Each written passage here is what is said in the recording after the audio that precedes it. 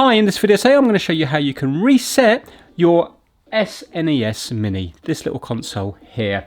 So when you're on your home screen, you want to go up to options, which is that little gear icon up the top there. So move around until you get to options and press A. And you can see here at the bottom we have an option for system reset. So go down to system reset and you can see that if we hit A, it starts to fill up. We need to hold it down until it's filled up all the way. So let's do that now. Holding it down.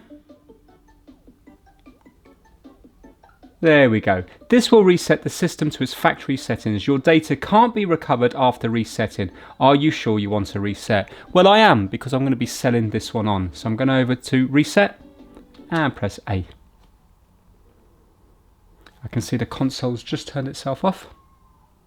And now it looks like it's turning itself back on again. There we go. And now we're going to be setting it up from the beginning. So excellent. I'm going to sell this on now, and the new owner can have the games as they are from the beginning rather than having a load of save data on there. Thanks for watching.